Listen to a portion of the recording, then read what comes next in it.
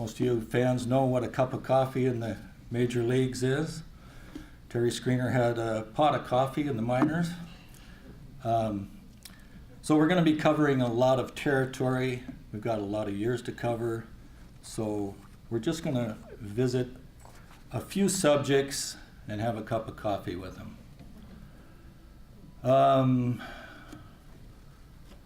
Also, the title should have been Capital City Area Sports, since it also includes Marysville, who, back around the turn of the century had got most of the headlines in baseball. East Helena, of course. I heard some East Helena names on some guests in the audience. Back to Marysville, one of Marysville's modern day, or not so much modern anymore, but still with us, Earl Fred from Marysville. East Helena had Herb Blues, Terry Screener. And we even got a guy over here that made the minors from Townsend, so Bud Sauter. So let's see. Also, and I'm going to consolidate a few topics, skip over some stuff, bit off more than I could chew, so hopefully Terry won't be throwing any rotten tomatoes at me. We'll start off with the 1902 Helena Senators.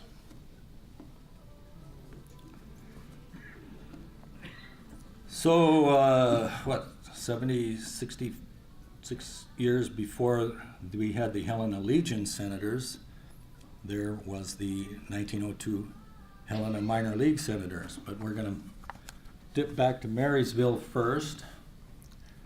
That's the 1889 Marysville Baseball Club. And according to the headlines, they won a $50,000 side bet in a tournament against some teams from Seattle and Spokane. Also, I just learned this doing this research, that Montana's first entrance to the major leagues was from Marysville, and the fellow's name was Frank Brownie Burke. He was born in 1883. He was 4 feet 7 inches tall, and in 1910 through 1915, he was the mascot for the Cincinnati Reds. The games back then were played at Central Park. Central Park was where Green Meadow Country Club is now. There was a baseball park there. And the 1902 Helena Senators were in the Pacific Northwest League, which, as near as I could figure, was similar to today's Class AA minor leagues. Teams in the league were from Tacoma. You like these names. Tacoma Tigers, Portland Cripples, Seattle Webfeet, the Spokane Bunchgrassers, and the Butte Smoke Eaters. Well, Butte ended up winning the league, and which is not really surprising because there were like 90,000 people in Butte back in those days. Senators started slow, had a winning streak at the end of the season, and ended up finishing in 3rd place. There were actually 7 people on that team that made it to the majors. Most notably, a fellow by the name of Gus Thompson. He wasn't from Montana, but he ended up in 1903, the very next year actually, with the Pittsburgh Pirates, played in the World Series. After his career was over, he came back to Montana and retired in Kalispell, spent the rest of his life there. Manager of the team was a guy by the name of Jack Flannery, and his son, I actually read about his son before I read about him, was from 1914, or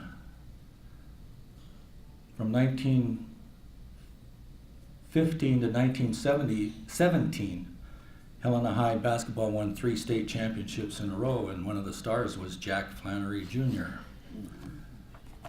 This team here is the 1912 Helena Senators. I couldn't find a picture of 1902. And they were in the Montana State League, which was a lower level. It was Class D, which is probably more like Class A now. But 3 of those guys went into the majors. Next up is Joe Tinker. We actually have to go back 2 years to 1902.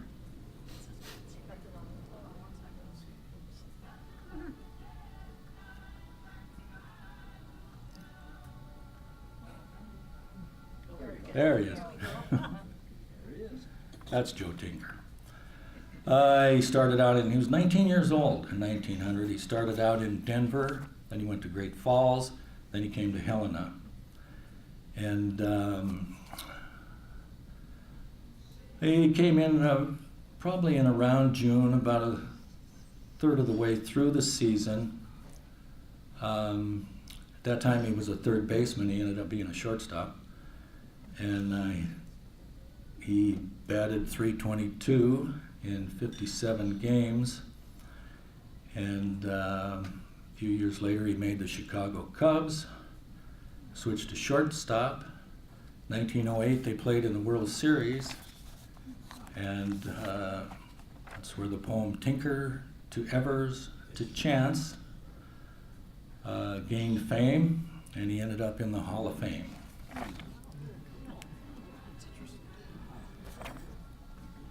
Kess and Frank Rigler. There's probably some relations in here. 101 years ago, 1917, Frank was a 22-year-old baseball player for the East Helena Smelterites. He worked at Asarco. He was considered one of the best batsmen in the area. On July 15, 1917, in a game against the Helena Printers, Frank was struck in the head by a pitched ball. He was rushed unconscious to St. John's Hospital, failed to recover, and died that night of a fractured skull. He was only 22. Now, since then, we've had 2 other fatalities in the area. In 1950, a guy from teenagers, Legion Ball, was struck by lightning at Legion Field and was killed. And then in 2003, the young man from Miles City was hit by a comebacker and was beamed and died. So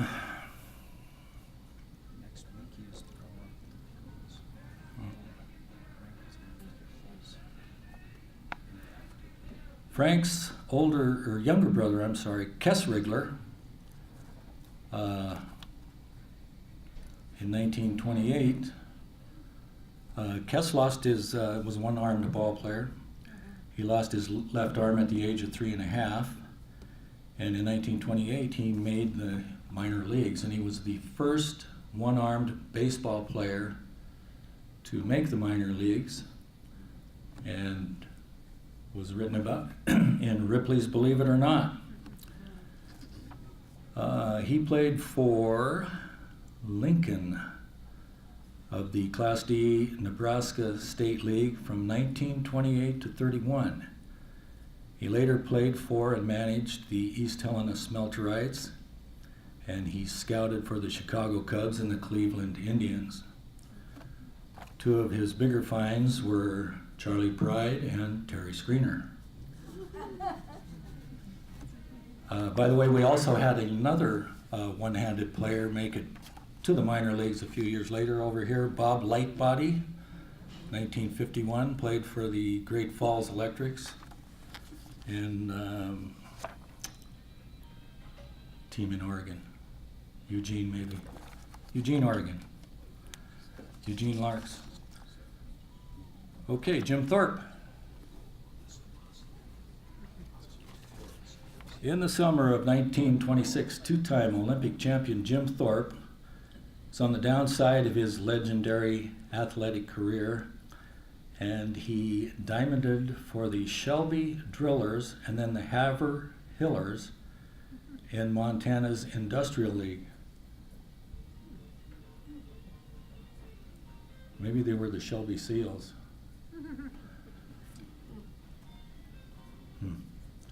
You can't depend on those newspapers. The teams attracted many of the country's top college players and minor league prospects, as well as a few former big leaguers. Among those were Chicago Black Sox Oscar Happy Flesh, Charles Swede Risberg, who diamonded for the league champion Scobie. Thorpe's baseball career came to an end less than a month after arriving in the Big Sky country at 30 years of age, but he went out in style. The game that he got hurt, he had scored earlier on a single from first base, a la Willie Mays, and then later in the game, he was trying to beat out an infield single and pulled a muscle, and that was the end of his baseball career. 1932 Helena Legion. Now, the first official Helena Legion team was formed. They were called the Helena Juniors because there was actually a Helena Seniors team of adult players. It was also the same year, later that summer, that what's now known as Kendrick Legion Field was built. And the field was built by basically volunteer carpenters and business owners that pitched in supplying materials, and they would sell script. Wonder if that's where your dad got his nickname. No? Anyway, they would sell scripts, and you would pay in advance and get into the game later. So making up that original roster were John Dolan, Bob Hanshaw, David Finke Strong, Edgar Barnes, Charlie Cloud, there's a relation, Joe Popeye Screener, Harry Stakovich, and Jay McLeod. Now, when I wrote my original article about that 32 team, 3 of those guys were still alive, and I got to meet them and talk with them. And Stakovich, Joe Screener, and Jay McLeod. Now, Harry Screener was a good ball player, but his brother John Babe Kovich was considered better. Joe Screener had a long career with the Smelterites. He played well into his 40s. Most of those ball players, a lot of those ball players were related to each other, and then the Screener family has a long line of players. His brother John Script Screener, he had 2 brothers, I believe, John and Luke. And Script was Script Screener and Leo Dutch Snyder, who was Larry Snyder's dad, and Bobby Kelly, who had a tryout with the Red Sox, all played in the area, and they were all considered among the best players in the state. All the Screeners were ball players. Terry's here, his brother, or his cousin Jim played Legion. Pat Screener, who we went to school with, Rick, ended up in the major leagues, and he was not the trainer. He was the physical therapist. Yeah.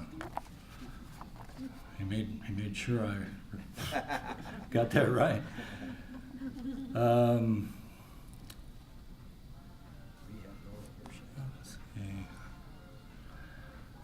I just remember it was kind of cool watching Major League Baseball and listening to Vince Scully when Pat would come out. Vince, Pat Screener, the physical therapist. That was fun. Also, Nancy O'Dell is a screener, I believe, a member of the Nancy is the one who suggested you first. Yeah. Okay. Yeah. And I met her the next night at the basketball game. Okay, the Helena Colored Barons. Same year, 1932. And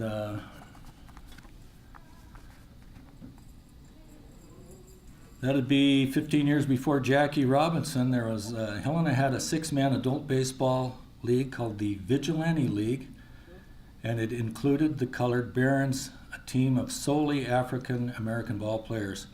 The games were played at Campbell Field, which is just south of present-day Kendrick Field on Lyndale there, and the Sixth Ward Field, east of Mergenthalers, played on that when I was a kid, and the Fort Harrison Field.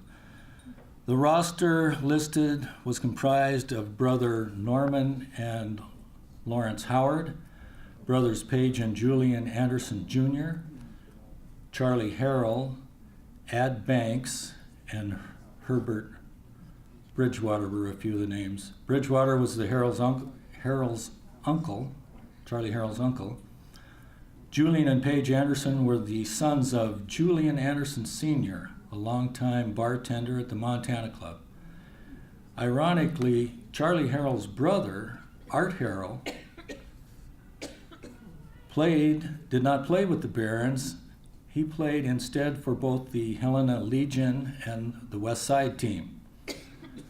Now, Charlie Harrell's best sport was actually boxing. He was a silver and gold gloves boxing champion when he went to Carroll College, and then it was called Mount St. Charles. And he later became a pilot, and he was killed in a plane crash. Ad Banks was a waiter at the Montana Club, and he was a longtime fight trainer, and he was a baseball coach for the B leagues and C leagues in town. Norman Howard was the father of one of Helena's greatest basketball players, Ray Howard. And Art Harrell's son, Jules Harrell, who Rick went to school with, became a professor at Howard University and a renowned author. Herb Blues.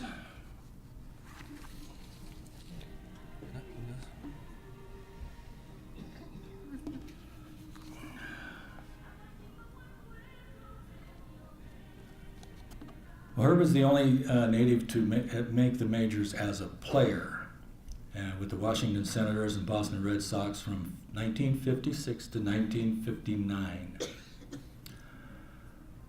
But to me, the most intriguing thing about Herb is how long and hard he fought, first of all, to get to the majors, and second of all, to get back to the majors after they sent him down to the minors with a .262 average and one of the best fielders in the game. Nowadays, he'd probably be making $10 million a year or more, just for his glove alone. Anyway, he spent, took him 5 years to get there, but he had 2 years in the Army. He got there in 56. I sent him down in 59. He spent the next 7 years trying to get back to the show. He made $10,000 when he was there as his top salary. He had to come home and, he was a postman during the winters to make a living. He finally gave up at 37 years of age with a career minor league average of .287 with a high of .372 for AA Birmingham in 1961. His last full season with AAA Hawaii in the Pacific Coast League in 1965, he hit .293 at the age of 36. Anyway, my experience was Herb when he was selected as a charter member of our Helena Sports Hall of Fame. In his speech, the first thing he said was, "I didn't think anybody would remember me." But we did. Pat Donovan also went in that class, and Herb ended up retiring in Longmont, Colorado. He was a huge Denver Broncos fan. Cowboys beat the Broncos in '77, and in his speech, Herb said, "I didn't even know Donovan was from Helena." But he knew he helped him beat his Broncos. Okay, Pat Rude, not Patsy. In 1947, Pat Rude played hardball baseball for the Legion C League Eagles.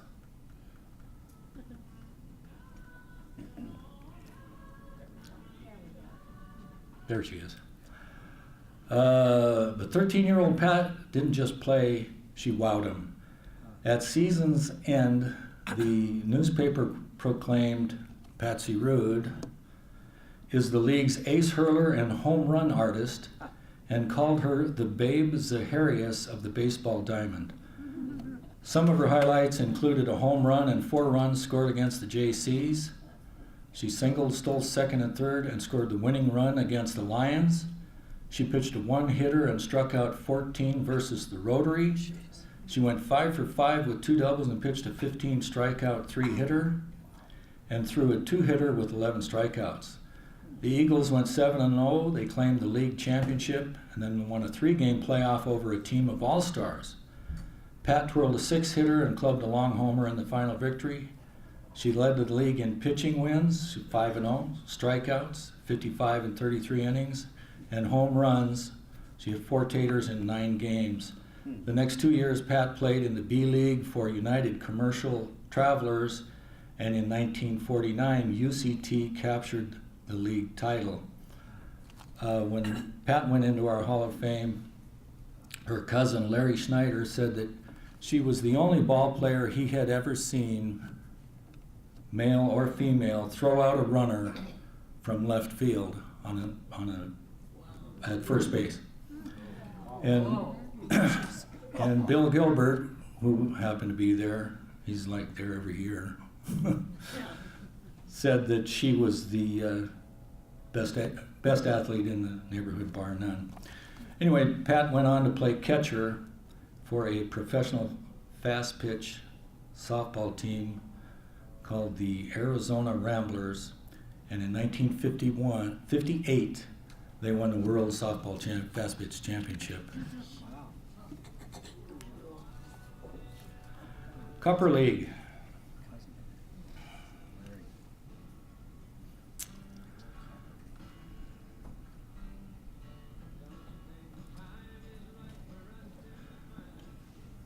The official semi-pro Copper League was contested from 1944 to 1960, according to Butte historian Pat Carney.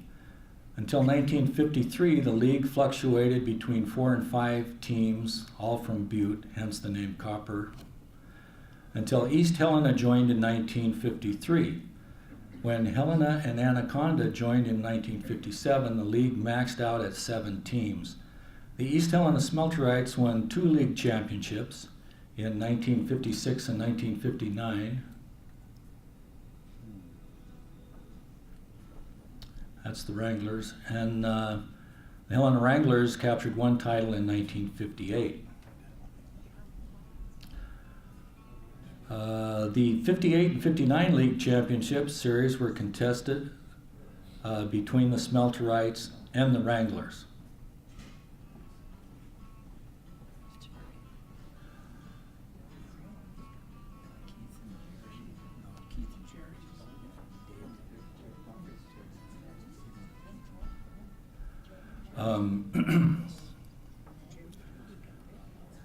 After the 1960 season, all four Butte teams dropped out at the same time, and hence they took the name with the Copper League name with them. There was still a state league that played. East Helena played for a few years before that eventually semi-pro eventually faded out. And I love Terry's story. When you hit a home run, they would throw you silver dollars. But speaking of silver dollars, next up is Charlie Pride. When I was a kid, I worked in my dad's junkyard for a silver dollar a day. There were 3 of us brothers a year apart. We each got a silver dollar. That's when I found out that I was a mechanical idiot.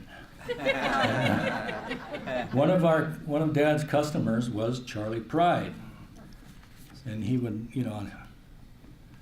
it's one of those scenes you never forget when he would drive up in this red shiny convertible, you know, with a couple of his kids in the back. But remember one time he came in, he was looking at my dad. He looks over at my dad and, how tall are you, Wes? My dad says, 6'2". Charlie says, well, that's what I am. I'm 6'2". My dad says, oh, I must be 6'2 and a half. So, little testosterone going on between those two.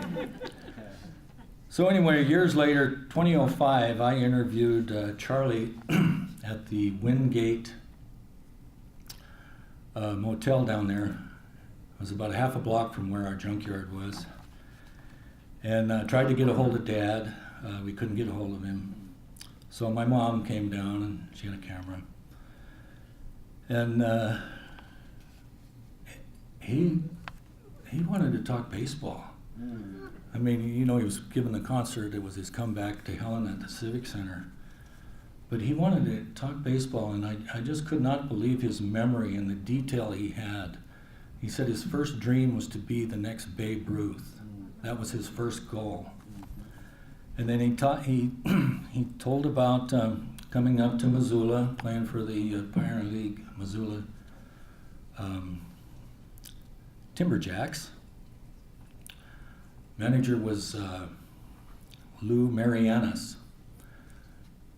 Charlie told me that they had 3 black ball players on the team, and at that time there was an unwritten rule that you could only have 2.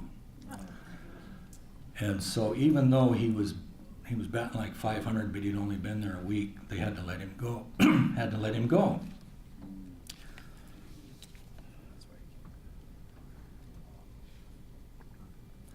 But Lou said, I'll tell you what, there's a couple of teams over in the Copper League over in Helena. There's a Helena and the East Helena Wranglers and the Smelterites. And he set him up with an interview with Bud Sauter, who Bud was on my pool team. He was a great pool player. But this was years before that, of course. Anyway, Bud ran M.L. Brown, and so Charlie is talking to Bud at M.L. Brown. He says, you know, Bud wanted him to play, heard about him, heard his reputation. And Charlie said, well, I gotta have a job. And Bud said, I can't promise you a job. And he says, well, I gotta have a job. I gotta work. I gotta feed my family, you know. So I think he only had 1 kid at that time. But anyway, Charlie said that they said good night, and one of the last things Bud says, now, Kess Rigler was managing the Smelterites. He says, now don't get a hold of Rigler. And, you know, maybe I can work something out. And Charlie said, okay. So either later that night or early in the morning, there was a knock on the motel door, and it was Kess Rigler. Oh. Had heard he was in town, wanted him to play for him, and Charlie says, well, what about a job? And Kess says, I can get you a job. I got a job at the smelter. So that's how he got started.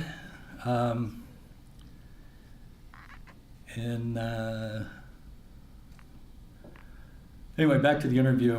It was a great interview. He was telling me about growing up on the cotton fields down there in Mississippi, and he would sing while he was working in the cotton fields, and his neighbor called him "Oh Mockingbird." So right before we left, and I don't know why he did it, but he did an impression of Elvis Presley for Mom and I should have put the picture up there. I've got the picture. He did an air guitar of Elvis Presley. I can't remember the song, but I thought to myself, now how many people get a personal air guitar concert from Charlie Pride? So. 1968. Now this is one of those deals where I'm going to skip over a bunch of stuff and pick on one team. But before I do that, I have to say that the Helena Senators baseball team has won 4 state championships. First one was in 1968, and then they won 3 in a row in 2001 to 03, 33 years later. But why would I pick the junior varsity team? Well, first of all, these are the guys I went to school with, so I know all of them.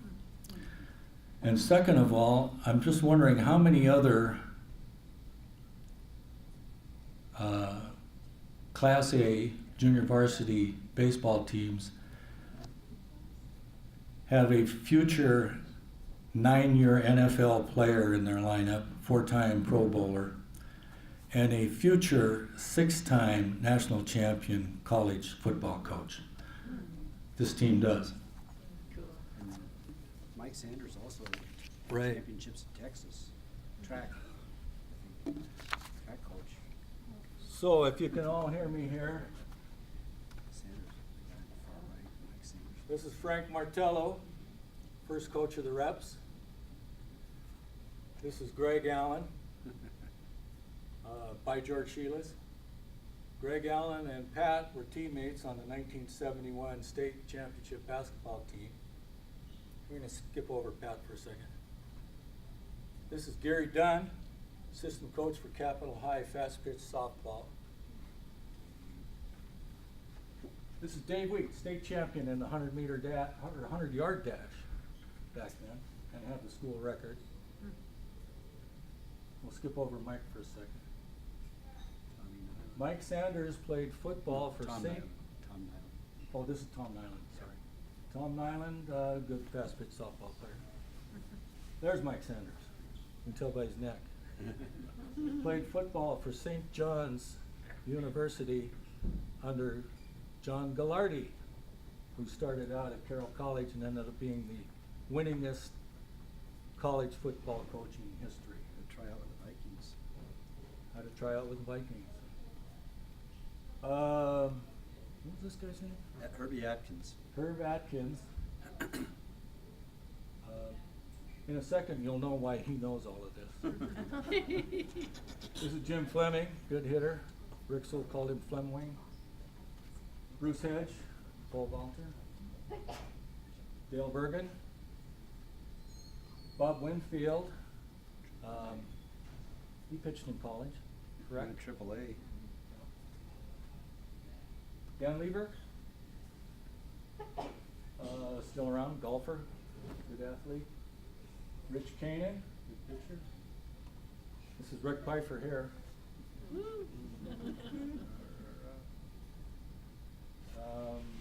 Carroll College accordionist. This is Eddie Miller, good football player, track guy. Rob Richardson just died, unfortunately. A family of baseball players. Barry Peacock was a good tap dancer. This is Jim Chambers. Was a great basketball. He was a great athlete. Great basketball player. He ended up playing for a national championship fast pitch team in Seattle. So just for a second, we'll go back to another reason why I picked this team. They couldn't find a uniform to fit him. It's Pat Donovan. 2-time All-American at Stanford, 9 years in the NFL, 4-time Pro Bowler, Super Bowl champs, 3 Super Bowls. And this is Mike Van Diest, 6-time. Can you guys see? 6 national championships, all kinds of Frontier Conference records, and he just got inducted into the National NAIA Hall of Fame. And where's he from? He's telling us. He's telling him. Yeah. Yay.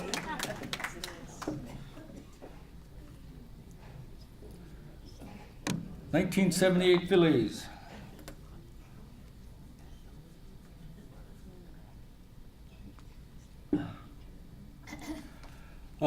Same thing. I picked out a team, and I had to skip over a bunch of teams. The teams that were here for our minor league team also won 4 league championships. The Gold Sox won in '84. The Brewers won in 95, 96, and 2010. But this was the first minor league team since, you know, the early 1910s. And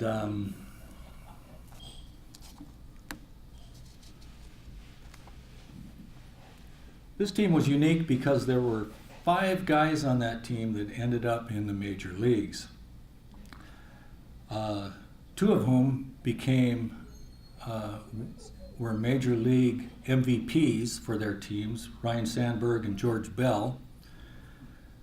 And Ryne Sandberg's in the Hall of Fame. The other 3 guys that made the majors were Rob Dernier, Ed Hearn, and Julio Franco. The only one I know for sure is Ryne Sandberg. Oh, this is Steve Jones here over at Carroll College. Yeah, this is Steve Jones. This is Ryne Sandberg. I'm not sure of the other guys. But I wanted to talk about Rob Dernier because I wrote an article or a story for when the Brewers came back in '03. They had me write some historical stuff, and I wrote about Rob Dernier.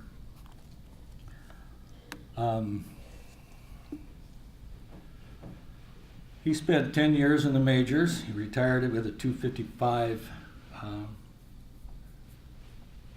batting average. And when I got a hold of him for the story, I was just learning how to use a computer. And somehow I think I Googled his name or something. Anyway, I found him. I called him up on the phone. He answered the phone. I said, "Is Rob Dernier there?" And he goes, "Yeah, this is Rob." And I said, "The Rob Dernier that plays baseball?" "Yeah, that's me." Yeah. I said, "That started out in Helena, Montana?" And yeah, what's up? What's going on? I said, "Geez, I can't believe you're in the phone book." So anyway, he was running in, at that time he was in the 9th year as an instructor for the old ball game instructional academy. And the reason this story is special is because we got to talk, my wife is from Kansas City. Got to talking to him, and I can't remember if you were listening or not. It turns out they're close to the same age. He went to a Shawnee Mission East High School. And where did you go? And he went to Shawnee Mission West High School. So that's my story.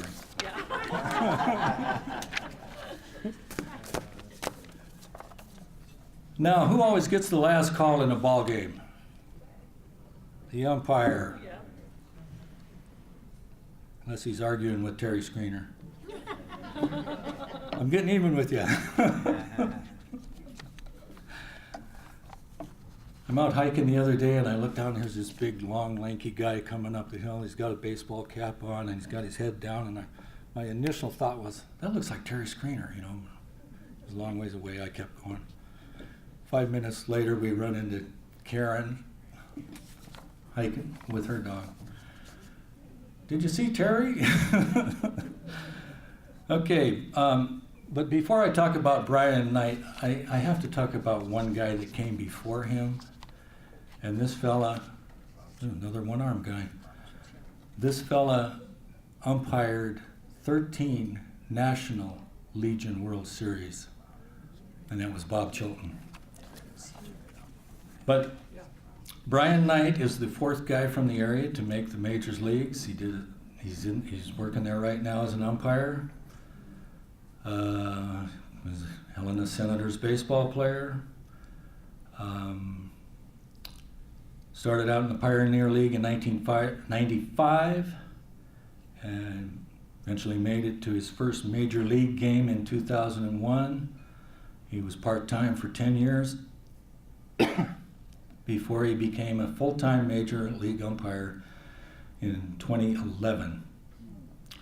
Since then, he has worked the 2012 All-Star Game, 2013 AL Wildcard Game, 2014 and 15 NLDS Series, and the 2016 ALDS Series. One thing I learned when I was talking to Brian when he went into our Hall of Fame is how, what a jarring occupation that is, just from taking those foul tips all the time. He had, at that time, he couldn't work, but he has since had an operation, a serious neck operation that put him back to work, but he's also had multiple concussions. So it's just something I never thought about, and just I came away with a different point of view. So anyway, that's my talk. Woo.